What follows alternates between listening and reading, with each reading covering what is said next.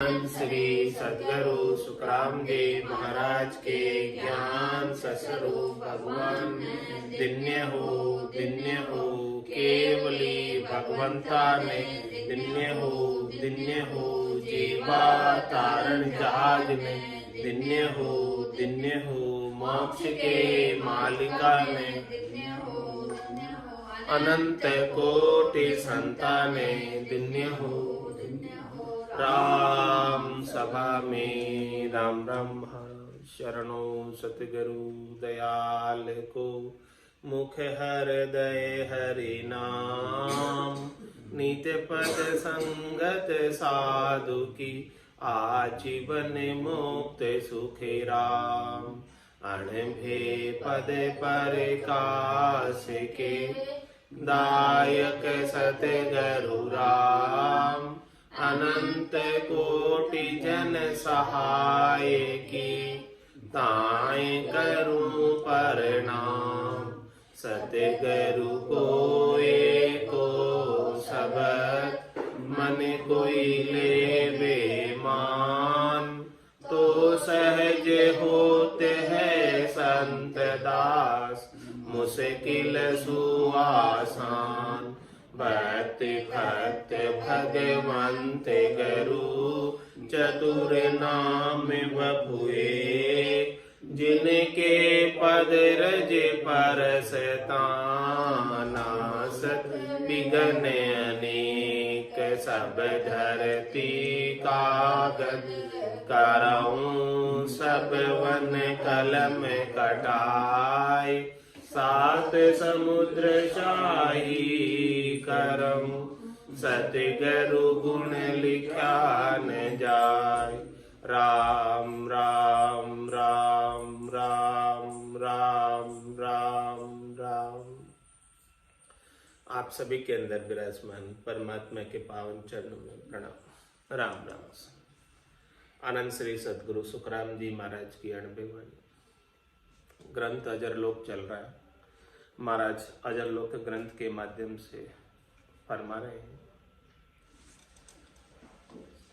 सब सो दशा नीर के माही नीर ही नीर और कछु नाही ब्रह्म धाम का भेद बताया 10वें द्वार ब्रह्मवर पाया 10वें द्वार केवली होई कर्म कसर रहे नहीं कोई कटिया कर्म भरम सब भागा 10वें द्वार केवली जागा मन की सूते सबे नहीं जावे या कसरे केवल नहीं आवे शिव जू आपी सतजुग सारे आधे पड़े जल में वहां धारे।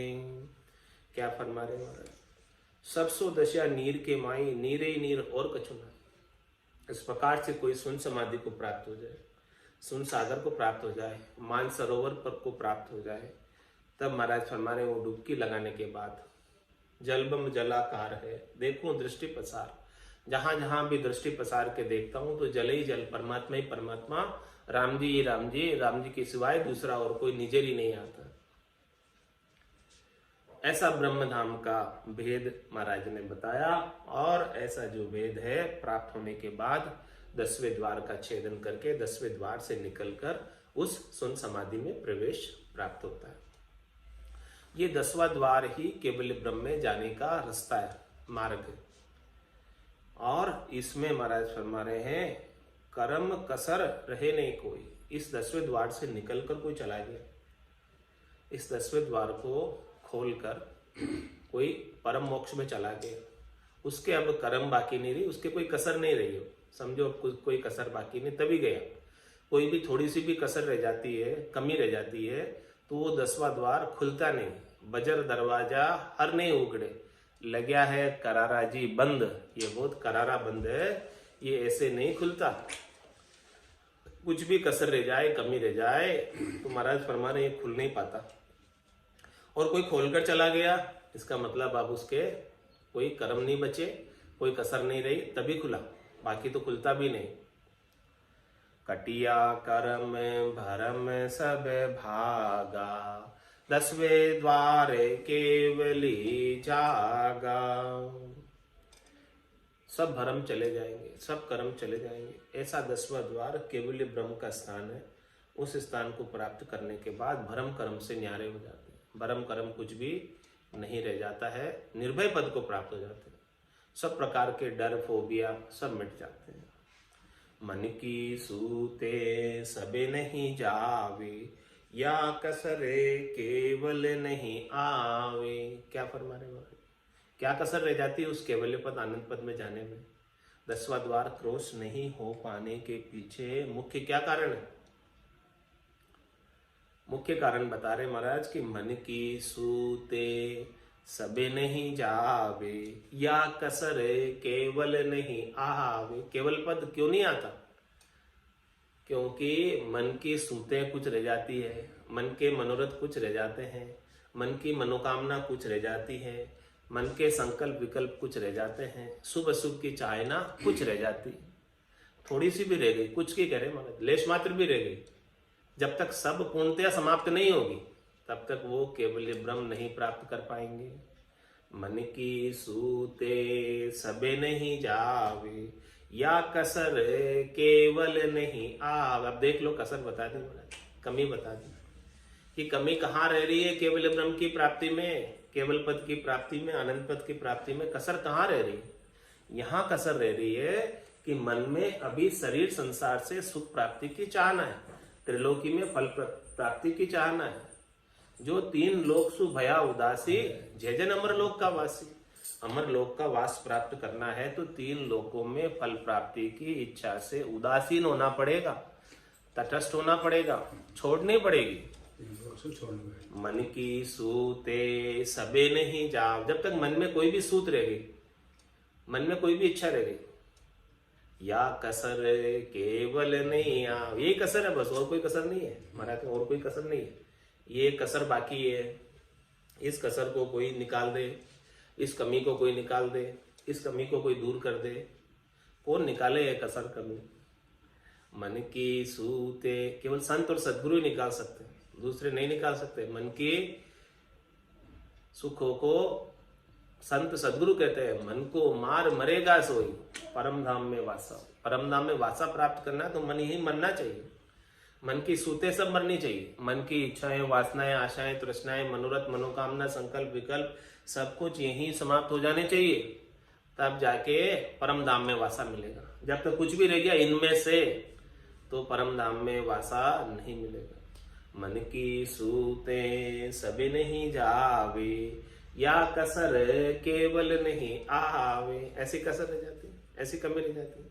भाई नाम तो जागृत हो गया लेकिन मन में कुछ चाहना रह गई अभी, तो फिर 1-2 जन्म उस चाहना की पूर्ति के लिए फिर से धरने पड़ेंगे। जाएगा तो सही, जात जात आनंद कर जासी, आगे पीछे सोई, मिनखा दे बिन और देहरे, यो अंश धरे नहीं कोई। जागियो नाम तंतर हरियो, जब तद केवल पासे, लाखा गुना खून पड़ जाए तो मिनखा दे तो आसी। लेकिन मिनखा दे में आएगा, लेकिन वो अपनी कसर ये जब तक निकलेगी नहीं तब तक नहीं जाएगा। अंत काल में होती वासना, जहां में वासा पाया, कै सुखराम वासना ऊपर कर सवारी आया। चाहना रहने से चाहना रह गई तो फिर कर्म करना पड़ेगा, तो कर्म बाकी रह गए तो जा नहीं सकता। बस चाहना के वशीभूत होकर ही कर्म करता है जीव, बाकी जीव कर्म क्यों करता है? कर्म करने की कहाँ आवश्यकता है उसे? चाहना सुख प्राप्ति की है, उसका ही उपाय कर रहे हैं। तो मन की सूते सबे नहीं जावे, चाहना किससे मिटेगी? भजन सुवासना जल जाए, दूजी और कोई नहीं उपाय। एक राम जी के नाम का सुमरन और नाम से निज नाम का सुरता, ध्वन्यात्मक शब्द का श्रवण करे सुरता, तब जाके वो सब सूते मन की मिटेगी। तो मन की सूते सबे नहीं जावे, या कसर केवल नहीं आवे। शिव जू आपी सतगुरु सारे, आधे पड़े जन्म धारे। शिवजू आपी सदगुरु सारे, सज्जुग सारे, या देह पड़े जन्म बाधारे। अरे भाई आप स्वयं हाँ, सतयुग में निवास कर रहे हैं और आप स्वयं शिव हैं, यानी परमात्मा ही है, राम रूप ही है। ये जीव शिव का ही अंश है, शिव ही है, जीव शिव ही है, अलग नहीं है शिव से। शिव जू आप ही सतयुग सारे, सब सतयुग में ही निवास कर रहे हैं, सब सतलोक में ही निवास कर रहे हैं, सब कोई दूसरी जगह नहीं है। लेकिन फिर ये दुखी क्यों हो रहे हैं, देह में क्यों आ रहे हैं? या देह पड़े जन्मवा धारे, ये देह समाप्त होती है और दूसरा जन्म धर लेते हैं। इसका क्या कारण है कि मन की सूते सबे नहीं जावे, या कसर केवल नहीं, केवल एक ही कसर रह रही। इस कसर की वजह से स्वयं परमात्मा होते हुए आत्मा, ईश्वर अंश जीव अविनाशी, चेतन अमल सहज सुख राशि होते हुए भी बार बार जन्म धर रही है, होते हुए भी जन्म धर रही है। क्योंकि मन की सूतों की वजह से, मन की चाहना की वजह से। चाह चूड़ी रामदास नीचा सुही नीच, तू तो केवल ब्रह्म तो जो चाहना होती बीच। ये चाहना के वशीभूत वैभव नाम का गुण होने की वजह से इसने प्रकृति का संग कर लिया, विजातीय संग कर लिया, शरीर संसार का संग कर लिया, उसे सुख प्राप्त करने में लग गया। और यहाँ के सुख नश्वर है, नाशवान है। जब तक ऐसा उसे बोध नहीं होगा तब तक इस जीव बुद्धि बनी रहेगी, संसार के प्रति महत्व बुद्धि बनी रहेगी। और जब तक जीव बुद्धि बनी रहेगी, संसार के प्रति स्वार्थ पूर्ति के प्रति महत्व बुद्धि रहेगी, तब तक परमात्मा पद दूरा है, चौथा पद दूर है। जिस दिन संसार के प्रति महत्व बुद्धि समाप्त हो जाएगी, उस दिन परमात्मा मिले हुए हैं, प्राप्त ही है। जो प्राप्त है ऑलरेडी, उन्हें ही आपको गट के भीतर अनुभव करना है। वो दूर नहीं है, आपसे नजीक है। तन देवल बिच आत्म देवा, निर्गुण भक्ति भजन है बेवा। बस केवल भूल इतनी पड़ रही है कि संसार को, नश्वर संसार को अपना मान लिया। उमा कहत में अनुभव अपना, सत हरि भजन जगत सब सपना। सत तो हरि का भजन है, जिससे इस संसार की नश्वरता का आभास होवे और परमात्मा पद की सत्यता का आभास होवे। मन की सूते सबे नहीं जावे, या कसरे केवल नहीं आवे। शिव जू आपी सतयुग सारे, आधे पड़े जन्म वहाँ धारे। कलयुग संत एक भवतारी, क्षेत्र विदेह मोक्षेधिकारी। भगवत समो सदा वह बीसी, सतयुग त्रेता द्वापर जैसी। कलयुग संत एक भवतारी, महाराज कलयुग के अंदर कोई संत नित्य अवतार धारण कर कर अवतरित होते हैं। कलयुग संत एक भवतारी, वो भवसागर से तारने वाले। एक ही उपाय संत सिरजा सुखराम के जीव उदाहरण का। संतों का सृजन किस लिए हुआ? केवली भगवंतों का सृजन किस लिए हुआ? भक्ति करने वाले जनों का सृजन किस लिए हुआ? जीवों के उद्धार करने। कलयुग संत एक भवतारी, भवसागर से तिरना है तो संतों के, केवली भगवंतों के ज्ञान का अनुसरण कर लो, इनके फॉलोअर बन जाओ। तो कलयुग संत एक भवतारी, कलयुग के अंदर तो एक ही आधार है। कलयुग केवल नाम आधारा, सुमिरी सुमिरी उतिरे भव पारा। और नाम का ज्ञान कौन देते हैं? नाम का भेद कौन देते हैं? संत सदगुरु ही देते, दूसरों से तो मिलेगा नहीं। 6 हदगुरु से मिलने वाला नहीं, 7वें सदगुरु संत मिलेंगे, तब जाके ऐसे नाम और निज नाम का भेद बताएंगे, साधना का भेद बताएंगे, सांस उसांस का भेद बताएंगे। कलयुग संत एक भवतारी, एक ही उपाय है कलयुग के अंदर। यदि भवसागर से पार होना है तो संतों के ज्ञान का शरणा ले लो, केवली भगवंतों के ज्ञान का शरणा ले लो। उनके ज्ञान के शरणे से ही भवसागर से तिर सकते हो, इसके बिना तो नहीं तिर सकते। तो कलयुग संत एक भवतारी, क्षेत्र विदेह मोक्ष अधिकारी।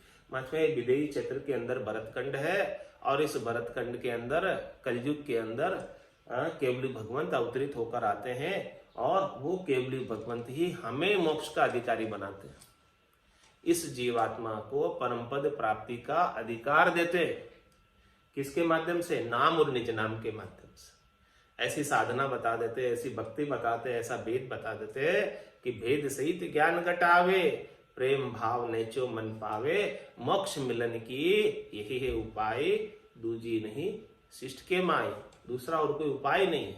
तो कलयुग के अंदर केवल और केवल संत जो है वो भवतारी, भवसागर से तारने वाले और इस विदेही क्षेत्र के अंदर मोक्ष का अधिकारी बनने वाले, इस देही मंडल से अलग करने वाले, इस देहाध्यास से अलग करने वाले, स्थूल शरीर, सूक्ष्म शरीर, कारण शरीर, महाकारण शरीर से न्यारे करने वाले और इन सब चारों से न्यारे करके मोक्ष का अधिकारी बनाने वाले कलयुग के अंदर केवल और केवल केवली भगवंत है, संत है, इसके सिवाय दूसरे और कोई नहीं है।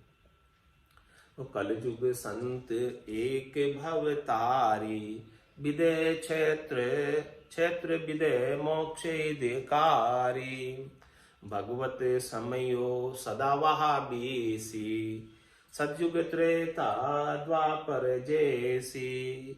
महाराज फरमाने की जब संत इस धराधाम पर नित्य अवतार लेकर अवतरित होते हैं तो समझो कि उनकी बीसी आरंभ हो गई। भगवत समयो, भगवान की प्राप्ति का समय आ गया। भगवत समयो, परम पद प्राप्ति का समय आ गया। परमात्मा के चरणों में स्थान प्राप्ति का समय आ गया। भगवत समयो सदावाहा बीसी, और वो बीसी चलने लग जाती है संत नित्य अवतार के रूप में संतों के अवतरित होने से। भगवत समयो सदावा बीसी, सतयुग त्रेता द्वापर जैसी। अनेक युगों में आए संत, सतयुग में भी आए, द्वापर में भी आए, त्रेता में भी आए। सतयुग त्रेता द्वापर जैसी, जब जिस समय में जो जैसा युग था उस युग में भवसागर से तारने के लिए केवल और केवल संतों को होता है। और ऐसे संत नित्य अवतार धारण कर कर अवतरित होते हैं धराधाम पर और जीवों को मोक्ष का अधिकारी बनाते हैं। ब्रह्मा रच्यो गगन को, विष्णु करण प्रतिपाल, शिव रच्यो संहार को, इंद्र बर्षण मेघमाल, पाप पुण्य का न्याव को, सिरजो है धर्मराज, संत सिरजा सुखराम के जीव उदाहरण काज। तो जैसे सतयुग में संत आए थे, जैसे त्रेता में संत आए थे, जैसे द्वापर में संत आए थे, वैसे ही कलयुग के अंदर नित्य अवतार के रूप में संत अवतरित होते हैं और जीवों का मोक्ष का अधिकारी बनाते हैं। केवल होय निकेवल होई, फिर जन्म में नहीं धारे कोई, केवल मिले निकेवल माही, तब है ब्रह्म और कछु नाई। महाराज में केवल होय निकेवल होय, केवल्य पद को प्राप्त करके आगे आनंद पद को प्राप्त करना। निकेवल, केवल्य पद एक और उसके आगे आनंद पद है, केवल्य पद के आगे आनंद पद है। तो केवल हो ये निकेवल हो, जो केवल पे आएगा, एक पे आएगा, केवल यानी ओनली वन राम जी। तो इस प्रकार से जो एक राम जी के इष्ट से, एक राम जी के विश्वास से, एक राम जी के आश्रय से, एक राम जी के शरणागत हो जाएगा, वो निश्चित रूप से राम रूप ही हो जाएगा। केवल हो ये निकेवल होई, फिर जलम नहीं धारे कोई। तीर्थंकर का हुआ ना, केवल पद निकेवल हुए, निकल केवल नहीं, केवल पद निकेवल हुए, क्योंकि हंसता ही है, यदि वह परमात्मा हो गया। फिर जन्म नहीं धारे कोई। इस प्रकार से जो केवल पद प्राप्त करके राम रूप ही हो गए, निकेवल हो गए, वो फिर जन्म नहीं धारते। निकेवल होने का तात्पर्य केवल के अंदर तो वो केवल में वो आत्मा विद्यमान रहती है कि मैं केवल हूँ। अब वो आत्मा अपना वजूद ही खो देती है, जैसे बूंद मिली साथ, वो निकेवल हो गई। केवल तक तो एक तो है, केवल में एक तो है, लेकिन यहाँ शून्य हो गई, यहाँ कुछ नहीं हो गई। निकेवल का मतलब केवल भी नहीं रही, अब वो एक भी नहीं रही, अब वो समुंदर ही हो गई। पहले तो बूंद थी कि हाँ मैं केवल एक हूँ, मैं एक को मानता हूँ। अब वो एक को मानते मानते उस एक में ही समाहित हो गया। बूंद सागर में मिल गई तो वो सागर ही हो गई, अब वो राम रूपी हो गई। तो केवल हो, पहले एक पे तो आओ, अनेक से एक पे आओ और एक से जीरो पे आ जाओ। निस्तारण की विधि बहुत पसारा है, बहुत पसारे को समेटते समेटते एक पे आ गए। अब एक को भी खत्म कर दिया तो फिर क्या हुआ, जीरो हो गया, शून्य हो गया। तो केवल होय निकेवल होय, फिर जन्म नहीं धारे कोई। पहले एक पे आओ, एक से फिर जीरो पे आ जाओ, शून्य पे आ जाओ, तब फिर जन्म धरने की आवश्यकता नहीं रहेगी। केवल मिले निकेवल माय, एक होकर फिर वो शून्य में समा जाएगा। केवल मिले निकेवल माही, तब है ब्रह्म और कछु नाई। तब समझो वो राम ही है, राम रूप ही है, ब्रह्म ही है।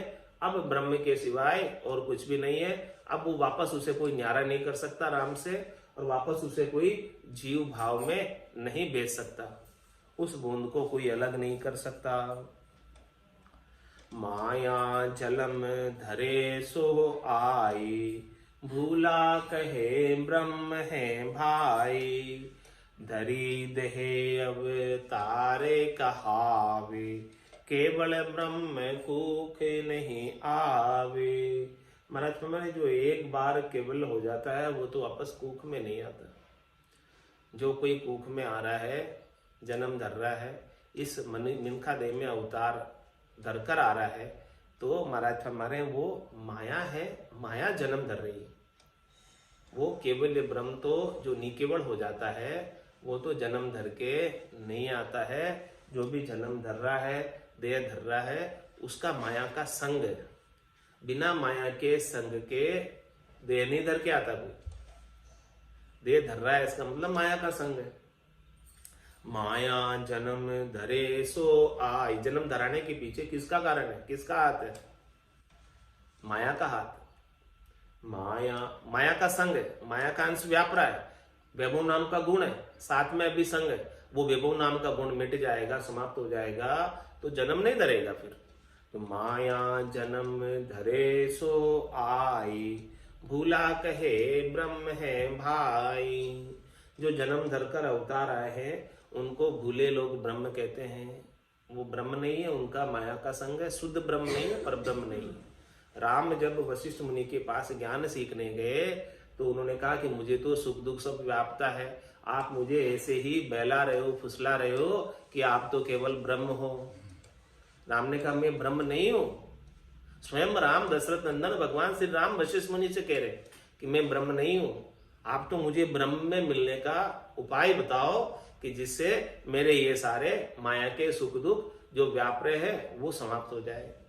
तो वही बात महाराज कह रहे, माया जन्म धरे सो आई, भूला कहे ब्रह्म है भाई। दे धर कर आए, उनको केवल ब्रह्म कहते हैं, वो भूले हैं, नहीं समझते हैं, इसलिए भूले, उनको केवल ब्रह्म कहते हैं। दशरथ नंदन भगवान श्री राम स्वयं कह रहे हैं कि मैं केवल ब्रह्म नहीं हूं। लोग मुझे भले कहते हो लेकिन मैं नहीं हूं। मुझे चने के झाड़ पे मत चढ़ाओ, मुझे मत बहलाओ, मुझे मत फुसलाओ, मुझे केवल ब्रह्म होने का उपाय बताओ। वशिष्ठ मुनि से उपाय लिया। देह धरी देह अवतारे कहावे, केवल ब्रह्म खूक नहीं आवे। जो भी देह धरी है, अवतार धर कर आई है, वो तो भाई माया का संग है इसलिए आई है। तो केवल ब्रह्म तो कूप में आता ही नहीं, गर्भ में आता ही नहीं। तो धरिए को पूजे पूजावे, पूर्ण ब्रह्म कछु नहीं पावे। धंधो करे जगत के माई, केवल पंथ सिर पे बह जाए। क्या फरमा रहे हो? इस प्रकार से जो देह धरकर आए, चाहे वो अवतार ही क्यों ना हो, चाहे वो 24 अवतारों में 10 अवतारों में किसी में क्यों ना हो, सबकी बात कह रहे हैं, सब धरे हुए। धरिए को पूजे पूजावे, पूर्ण ब्रह्म कछु नहीं पावे। उनको पूजने मात्र से पूर्ण ब्रह्म नहीं मिलेगा, उनको पूजने से त्रिलोकी में फल मिल जाएंगे। फल पावे पदवी मिले, गर्भ न छूटे कोई। तो धरिए को पूजे पूजावे। देहधारी को जब तक दरिया नहीं, देहधारी जिसने देह धरकर आया, जिसने देह धरकर इस धराधाम पर अवतार लिया, तो धरिए को पूजे पूजावे, चाहे नित्य हो चाहे निमित्त हो। धरिए को पूजे पूजावे, पूर्ण ब्रह्म कछु नहीं पावे। उनको पूजने मात्र से पूर्ण ब्रह्म नहीं मिलने वाला। ये तो क्या है? धंधो करे जगत के माही, केवल पंथ सिर पे बह जाए। ये तो एक धंधा हो गया, पूजने पुजाने का, जीविका उपार्जन का साधन हो गया, पेट भरने का कार्य हो गया। इसमें परमात्मा प्राप्ति का उपाय नहीं रह गया। धंधो करे, धंधा मतलब इसात दे, इसात ले, जितना तुम मेरे को आदान प्रदान हो गया। जिस जिस भाव से तुम हमें पूजोगे उतना उतना हम आपकी सहायता कर देंगे, हम आपको मजदूरी दे देंगे। जितनी मेहनत करोगे उतनी मजदूरी आपको मिल जाएगी। तो धंधो करे, ये तो धंधा है, आदान प्रदान। देखो भगवान जी, आप हमारा ये काम कर देना, हम आपके सभामणि चढ़ा देंगे। क्या हो गया फिर ये? धंधो करे जगत के माही, उनको सभामणि चढ़ा रहे और वो उनका काम कर रहे, धंधा हो गया, आदान प्रदान हो गया, वस्तु विनिमय हो गया। मतलब भगवान तो प्रदाता है, तो भगवान को तो देना ही देना है। अब तुम जो मांगोगे वो तुमको मिल जाएगा, और तुम तुम्हारी भावना से ऐसे समझते हो कि भाई हम भगवान को देंगे तो ये लोग खुश होंगे। ऐसा नहीं है, भगवान से तो जो मांगते हो भगवान दे देते हैं, क्योंकि वो तो है ही प्रदाता। अपन वो सोच अपनी लिमिटेड है, इसलिए हम मांगते भी लिमिटेड है, और बदले में सोचते हैं कि भाई जैसे अपन यहाँ करते हैं कुछ देंगे तो बदले में वो खुश होकर हमको कुछ देगा, तो ऐसे भगवान भी करेंगे। तो भगवान से भक्ति से खुश होते हैं। भगवान भक्ति से खुश होते हैं, और लोग बाग भक्ति तो नहीं करते हैं, माया चाहते हैं। भगवान की भक्ति करके क्या चाहते हैं? माया चाहते हैं। सोच छोटी है। भगवान को चाहे तो वो ठीक है, बात वहां तक सही है। भगवान की भक्ति करके भगवान को चाहो, लेकिन लोग भगवान को तो नहीं चाहते, भगवान की माया को चाहते। सबको माया चाहिए, माया प्रिय है। क्योंकि भगवान से मतलब मूर्ति से परे जो परमात्मा है उनको देख नहीं पा रहे, उनके बारे में समझ नहीं पा रहे। हाँ, सबको माया चाहिए। कोई जो माया छाया बता दो, ये बात है। तो इसीलिए महाराज कह रहे हैं कि ये जो माया की चाहना है, भगवान की भक्ति करके माया को चाहना। भाई आप सत परमात्मा की भक्ति कर रहे हो तो उनको प्राप्त करो, उनसे नश्वर चीज क्या मांग रहे हो? आप नश्वर चीज मांग रहे हो। हाँ, तो पहले के जो साधु संत थे तो आपकी भक्ति तो नश्वर चीज की प्राप्ति की हो गई, चाहना तो आपकी नश्वर चीज की है। पहले के साधु संत को ये सब पद की प्राप्ति थी, राजा उनके अंडर में रहते थे, वो चाहे तो उनके पास महल दास दासियां सब हो सकते थे, पर वो एक कुटिया में जंगल में ही रहते थे, और राजा फिर अंत में उनकी शरण में जाता था। तो धंधो करे जगत के माही, केवल पंथ सिर पे बह जाए। इस प्रकार धंधे में रह गए, हद के व्यवहारों में रह गए, ऊपर के आचरण में रह गए, लेने देने में रह गए, और जो केवल का पंथ था, केवल का मार्ग था, केवल का रास्ता था, वो तो ऐसे ही रह गया। वो उसको कोई प्राप्ति नहीं कर पाए। जब तक ऐसे संत सद्गुरु नहीं मिलते तब तक काम नहीं होता। डूबा था धे माये नहीं तर डूबा था, मारा सत गरु काढ़्या आये नहीं तर डूबा था, मारा सिमरथ काढ़्या आये नहीं तर डूबा था। काम क्रोध मद लोभ में हो, सब जग डूब्यो आए। काम क्रोध मद लोभ में हो, सब जग डूब्यो आए। सतगुरु हेलो पाड़ियो हो, मैं सुनियो वहाँ जाए। सतगुरु हेलो पाड़ियो हो, मैं सुनियो वहाँ जाए। नहीं तक डूबा था दे माए, नहीं तर डूबा था, मारा सत गरु काढ़्या आये नहीं तर डूबा था, मारा सिमरथ काढ़्या आये दोई ने जागरू लाइयाओ पिंडी के मनाए दोई ने जागरू लाइयाओ पिंडी के मनाए दोई नर लागा खेचने हो युगुरा काढ़्याय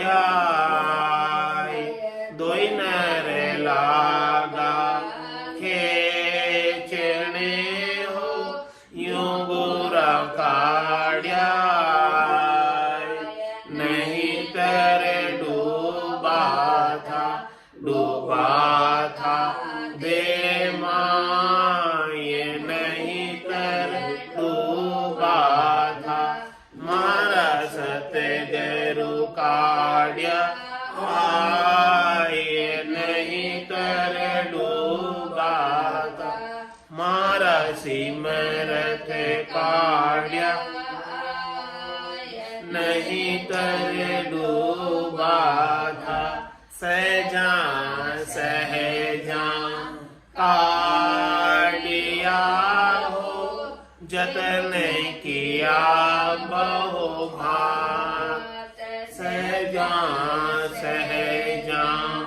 काढ़िया हो जतन किया बहु भात बलिहारी गुरुदेव की हो काढ़्या कर खात बलिहारी गुरुदेव की हो काढ़्या कर खात नहीं तेरे डूबा था